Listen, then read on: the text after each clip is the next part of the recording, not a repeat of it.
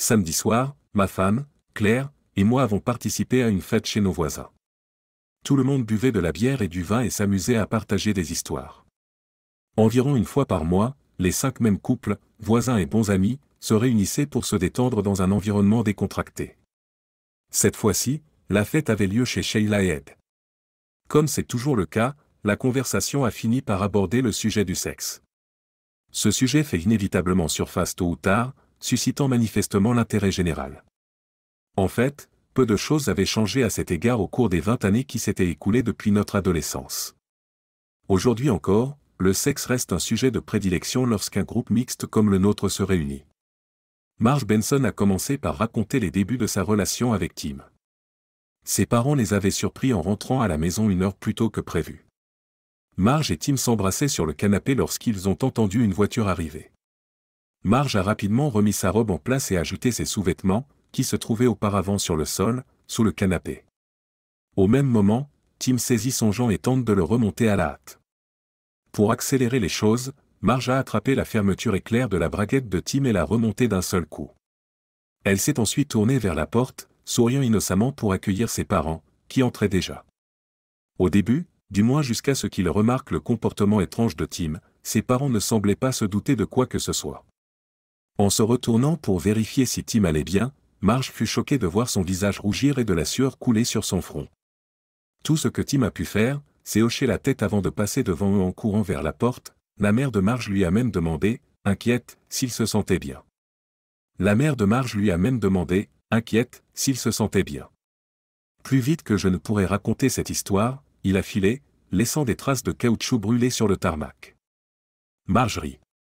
Dans ma précipitation, j'ai attrapé le bout de sa virilité dans la fermeture éclair. Marge se met à sourire. Il n'a accepté de me rendre visite à nouveau qu'après une semaine entière d'excuses. Et il n'a pas voulu que je vérifie ou que je le touche pendant encore un mois. Cela a déclenché une série de récits de plusieurs événements embarrassants et gênants que les femmes du groupe avaient vécu avec leurs maris, y compris des bévues impliquant leurs, outils. Claire, à peine capable d'attendre son tour, a fait sa déclaration à ce moment-là. Je ne l'oublierai jamais. J'entends encore les mots qu'elle a prononcés ce soir-là. Elle a dit, je n'ai pas d'histoire sur l'équipement de Sam, et tout le monde s'est retourné pour l'écouter attentivement. Encore moins que Sam ait des ennuis avec, il est si petit qu'on le voit à peine. Elle a ri en mentionnant qu'elle avait sorti son kit de couture parce qu'elle craignait qu'il ne se prenne les pieds dans un de ses dés à coudre. Sachant cela, j'ai été choqué et quelque peu insulté par son commentaire. Figé sur ma chaise, j'espérais que tout le monde comprendrait que Claire plaisantait. Bien qu'il y ait eu quelques rires discrets dans l'assemblée, il était évident que personne ne prenait les déclarations de ma femme au sérieux. Oh, voyons, Marge, réplique Claire. Compte tenu de vos 3 enfants, je doute sérieusement qu'ils soient si petits. Claire a eu l'occasion de revenir sur sa remarque désobligeante. La saisira-t-elle? J'ai ri à chaque fois que je suis tombée enceinte, c'était clairement un miracle. Pour être honnête, j'ai fait le travail avec un bassinet de cuisine. Toujours en riant, elle m'a dit, c'est quelque chose d'assez gros pour être trouvé là-dedans. Sam est si petit qu'il doit marcher à reculons dans la salle de bain pour le trouver, poursuit-elle. La plupart des hommes imagineraient que je suis toujours plus serré qu'une vierge, même après 24 ans avec Sam. Je ne saurais pas ce qu'est le plaisir s'il ne m'avait pas touché. Claire rit à nouveau. Cette fois, personne ne s'est joint à elle. Le silence était absolument épouvantable. Les larmes me montent presque aux yeux sous l'effet de la chaleur de ma gêne. Sous le poids de la culpabilité, de la honte et de la colère qui s'abattaient sur moi, j'étais étonné de ne pas m'enflammer comme une allumette et de ne pas me réduire en cendres devant tout le monde. Tous les yeux de la salle se sont naturellement tournés vers moi. Dans chacun d'eux, je n'ai trouvé que mépris et pitié. J'ai jeté un coup d'œil à Claire. Elle semble avoir à peine saisi l'ampleur de mes dégâts émotionnels. Ses yeux s'écarquillent et sa main se porte à sa bouche comme pour étouffer un souffle. J'ai lutté pendant plusieurs secondes angoissantes de silence mort pour répondre honorablement aux moqueries vicieuses de Claire, mais les mots ne venaient pas. À ce moment-là, plus que tout, j'avais envie de sauter sur Claire et de l'étrangler à main nue, ne serait-ce que pour faire taire ses lèvres infâmes et bavardes. C'était plus que je ne pouvais supporter, mais je n'avais aucune idée de la raison pour laquelle elle avait choisi de m'humilier publiquement de façon aussi impitoyable. À chaque seconde qui passait, la colère prenait le pas sur la honte. Je serrais les poings, tourner rapidement sur moi-même et quitter la pièce en claquant la porte derrière moi avant de dire ou de faire quelque chose que je regretterai à jamais. J'ai regardé tous les gens de la chambre se répandre sous le porche pendant que je sortais ma voiture de l'allée. Notre maison n'était qu'à quelques rues de celle d'Ed et Sheila.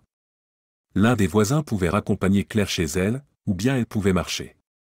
Mieux encore, dans ma fureur, j'ai souhaité qu'elle aille directement en enfer. J'étais tellement en colère que j'ai décidé de ne pas rentrer chez moi ce soir-là. Au lieu de cela, j'ai payé en liquide, j'ai trouvé un motel près de l'autoroute, j'ai pris une chambre sommaire, j'ai éteint mon téléphone et j'ai passé une nuit inconfortable, incapable de trouver un sommeil digne de ce nom. Le lendemain matin, je me suis réveillé aux premières lueurs du jour. Il était inutile de m'attarder au lit, mon esprit ne cessait de repasser les déclarations embarrassantes de Claire de la nuit précédente. Pourquoi s'était-elle sentie obligée de m'insulter de la sorte? Croyait-elle vraiment que mes outils étaient si inadéquats et insatisfaisants? En 24 ans de mariage, Claire n'avait jamais rien dit de tel, ni même fait allusion à cela. Pourtant, il avait suffi de quelques verres d'alcool pour lui délier la langue, et elle s'était mise à parler ainsi devant nos invités. J'ai décidé de rallumer mon téléphone uniquement pour avoir la satisfaction d'ignorer tout message ou appel de Claire. J'ai vérifié mon téléphone et j'ai vu près d'une douzaine de messages vocaux de sa part, que j'ai effacés sans même les écouter. Mon téléphone a sonné quelques minutes plus tard. En vérifiant l'identité de l'appelant, j'ai vu qu'il s'agissait des Benson, qui appelaient à 6 heures du matin. Je me suis rapidement inquiété, et s'il était arrivé quelque chose aux enfants? Inquiète, j'ai répondu. Sam. Enfin. Bon sang, mec, où es-tu? La voix angoissée de Tim me parvint à l'oreille. Claire est hystérique. Elle dit que tu n'es pas rentré à la maison hier soir et que ton téléphone était éteint. Elle a peur qu'il te soit arrivé quelque chose. Oh, Tim, il s'est passé quelque chose, ai-je répondu. Si tu l'as manqué, j'ai ajouté que j'avais été poignardé dans le dos hier soir et que ça faisait très mal. Dis à Claire qu'elle peut poursuivre ses rêves, ou mieux encore, qu'elle peut aller s'amuser.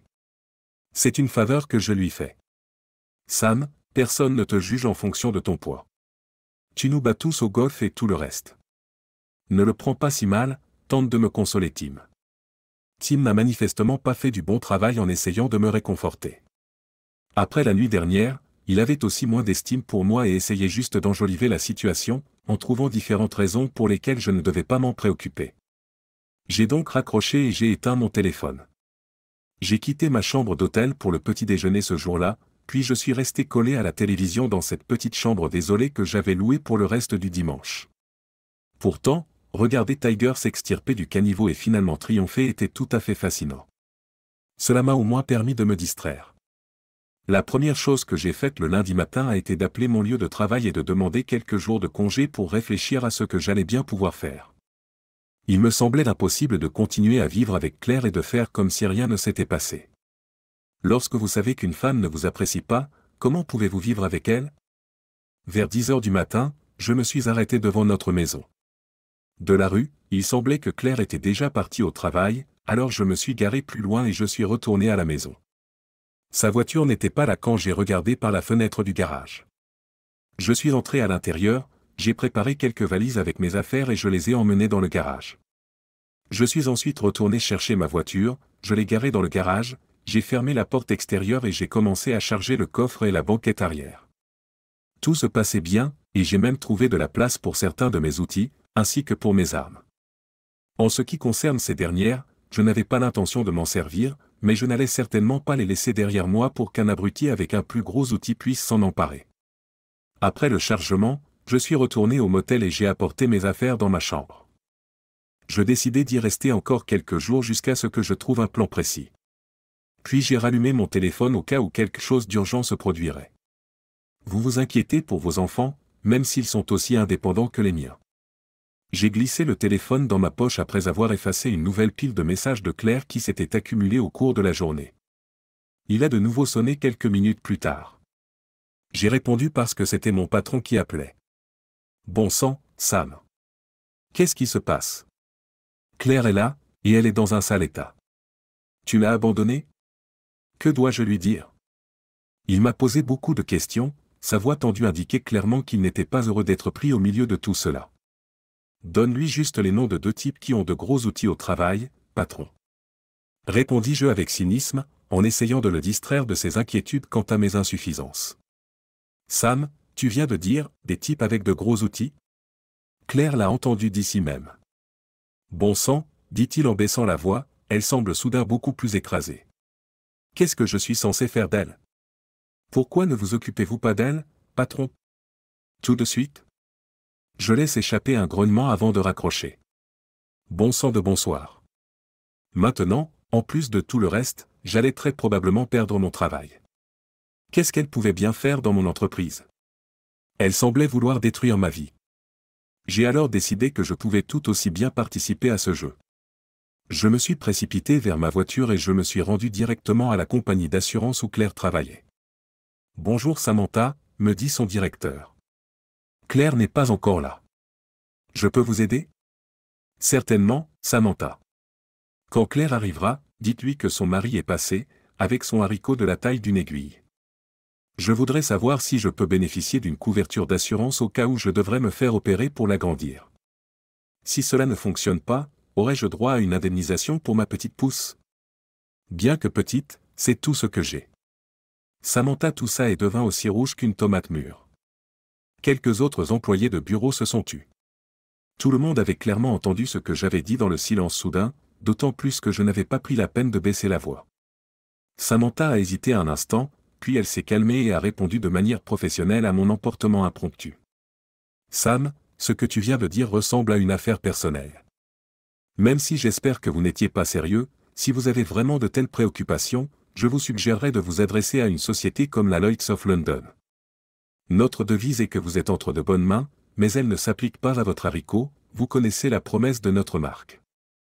Sam, je suis vraiment désolé. J'ai murmuré, je parie que Claire n'est pas aussi désolée que toi.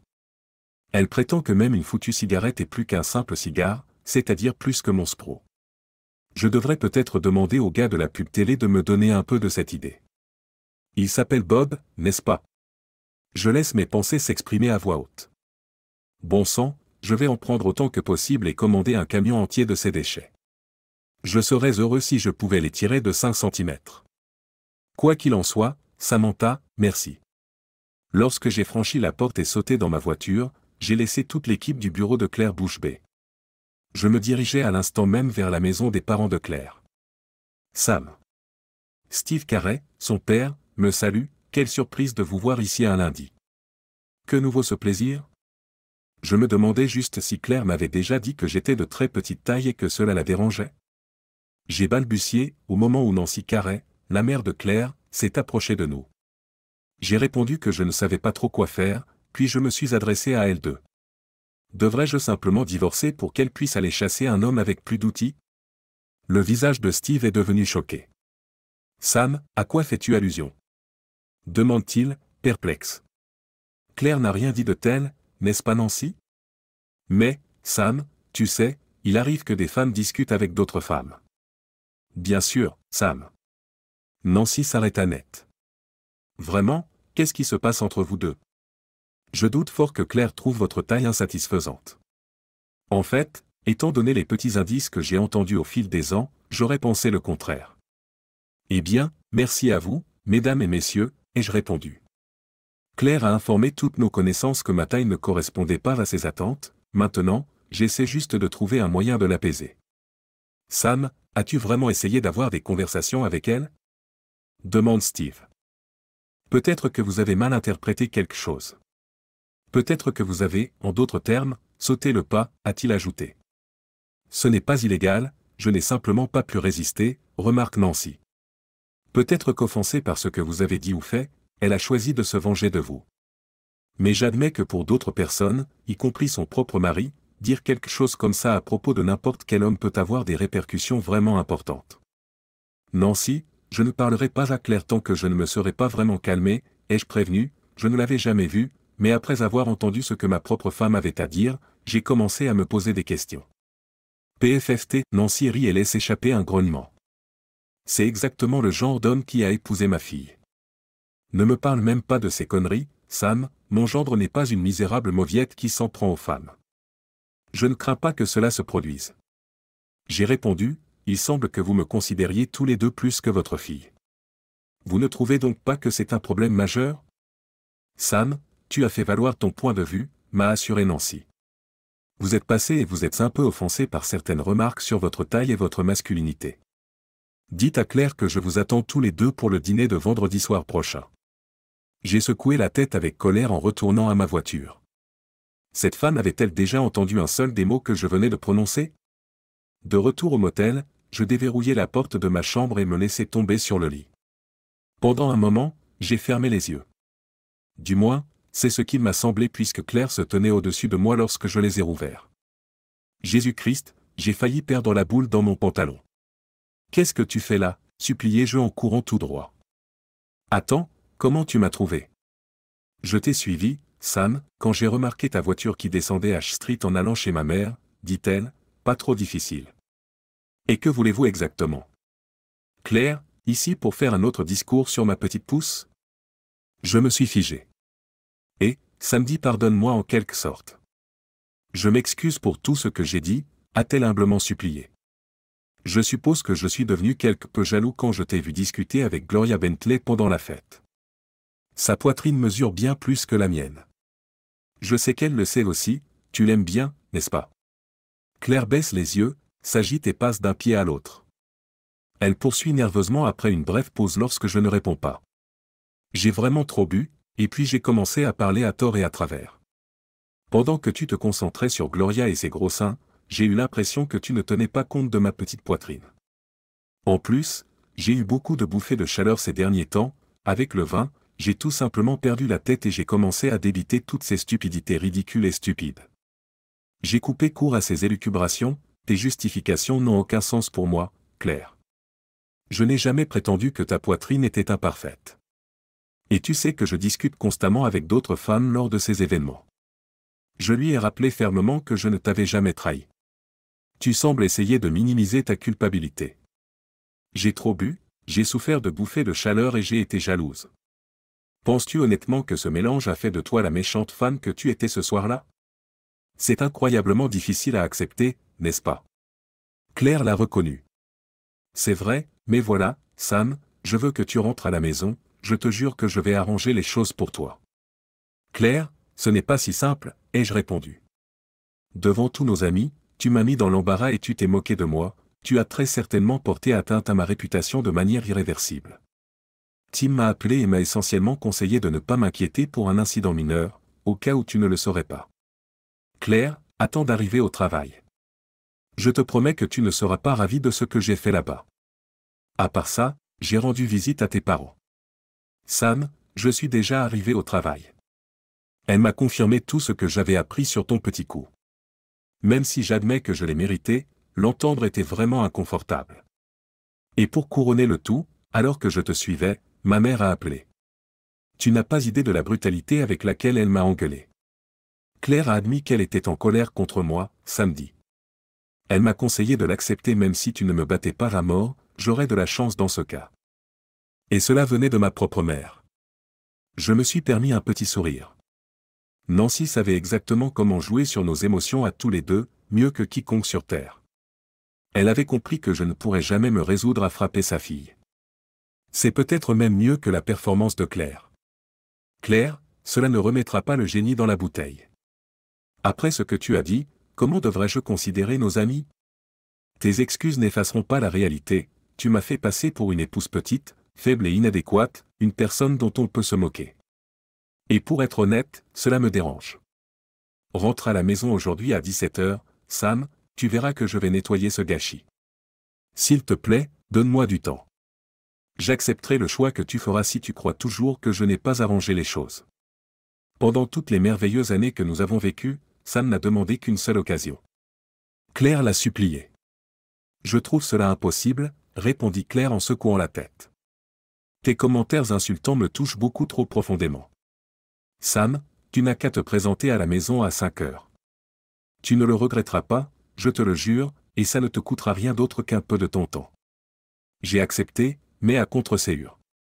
Claire ne pouvait rien dire qui puisse m'aider à me sentir mieux après sa brusque et répugnante sortie à la fête.